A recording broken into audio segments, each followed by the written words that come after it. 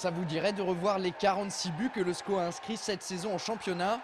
Eh bien c'est pas compliqué, on rembobine nos cassettes et on reprend tout depuis le début. Aujourd'hui on revient sur l'ensemble des réalisations angevines de la première à la 10e journée de Ligue 2. Accrochez-vous, on y va. Souvenez-vous, lors de la saison 2007-2008, le SCO avait manqué son début de championnat. L'équipe entraînée par Jean-Louis Garcia en a tiré les enseignements.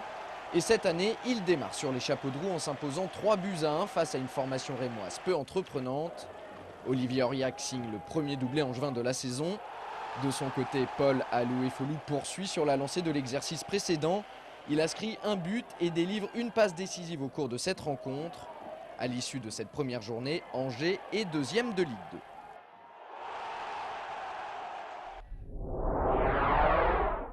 Après son match nul 0-0 à Bastia lors de la deuxième journée, le SCO reçoit Sedan. Malgré le départ de son meilleur joueur, Faïd Ben Kalfala à Caen, la formation angevine donne une leçon de football aux Ardennais. Score final 3-0. Avec 2 victoires et un nul en 3 rencontres, le SCO confirme son bon départ dans ce championnat.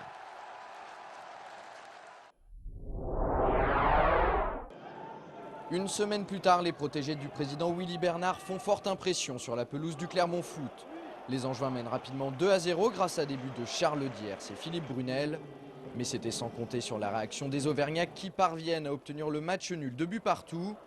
Le SCO reste invaincu et s'empare de la 4e place.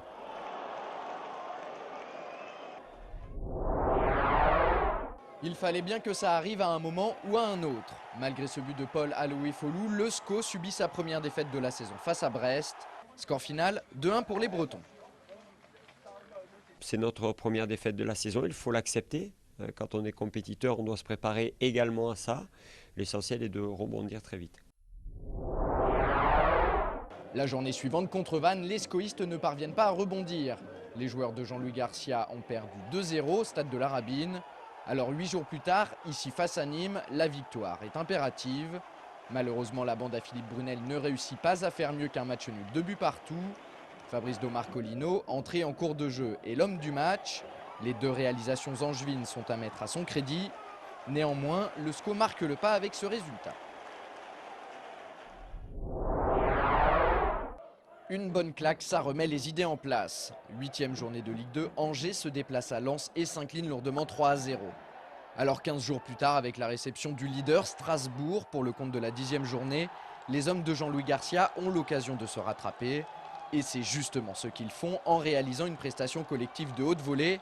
Ils remportent cette rencontre 3-0. Les buteurs se nomment Philippe Brunel, Charles Diers et Paul Alouefolou. Ce soir-là, le SCO frappe un grand coup et montre qu'il peut venir titiller les grosses écuries de ce championnat. Je crois qu'on peut parler de victoire méritée. Ou au-delà de la victoire des 3 points, il y a les 3 buts et une certaine qualité. C'est bien pour tout le monde, c'est bien pour le club, pour les supporters qui ont vu du beau spectacle et pour nous aussi ça donne la confiance. On se retrouve demain pour la suite, au programme plein de nouveaux buts.